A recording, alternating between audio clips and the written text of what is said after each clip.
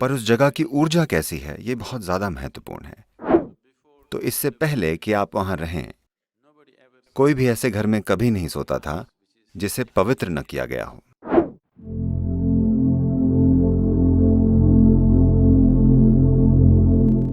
तो जीवन के इन पहलुओं पर हमने हमेशा अत्यधिक ध्यान, बहुत महत्व दिया।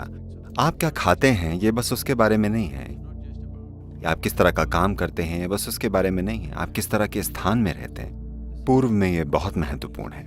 तो लोग जो भी सबसे अच्छा तरीका जानते थे उसके मुताबिक उन्होंने हमेशा अपने घरों को प्रतिष्ठित किया और उसके बाद ही उसमें रहने गए। अगर राजा समझदार और दयालु थे तो वे पूरे शहर को प्राण प्रतिष्ठित कर देते थे। वे शहर में तमामों स्थान बना देते थे ताकि पूरा शहर प्राण प्रतिष्ठित हो जाए। वे चाहते थे कि हर कोई प्राण प्रतिष्ठित स्थान में रहे। चाहे आप सड़क पर घूमें या आप धंधा करें या आप उस शहर में रहते हैं, तो हर किसी को एक प्राण प्रतिष्ठित स्थान पर रहना चाहिए। क्योंकि अगर आप उन्नत इंसानों की पीढ़ियां बनाना चाहते हैं तो आपको इस किस्म का स्थान चाहिए, वरना बस संयोग से या व्यक्तिगत प्रेरणा से ही कोई कुछ बन सकता है। आप शानदार लोगों की पूरी पीढ़ी तैयार नहीं करेंगे। This culture produced a galaxy of knowledge. इस संस्कृति ने ज्ञान का भंडार और आत्मज्ञानियों की कतार पैदा की है। हर पीढ़ी ऐसा बस इसलिए पैदा कर पाई क्योंकि उन्होंने ऐसे कई पहलुओं का ध्यान रखा। इस धरती पर और कहीं भी लोगों की एक पीढ़ी भी ज्ञान की गौरवशाली ऊंचाइयों तक नहीं पहुंची है जितनी यहां पहुंची है। पर पिछले कुछ 100 सालों में वो सब टूट फूट गया।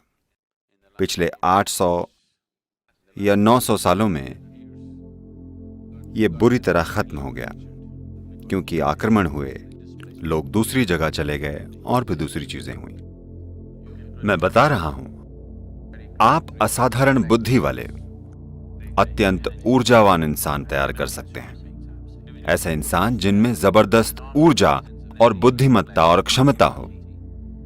अगर आप विशाल प्राण प्रतिष्ठित स्थान बनाते हैं, ऐसे विशाल प्राण प्रतिष्ठित स्थान जहां लोगों की पूरी पीढ़ियां उस किस्म की ऊर्जा और स्थान के संपर्क में रहें, ऐसा सौभाग्य लगभग हर परिवार के पास होता था, क्योंकि घर में रहने से पहले वे उससे प्राण प्रतिष्ठित करते थे।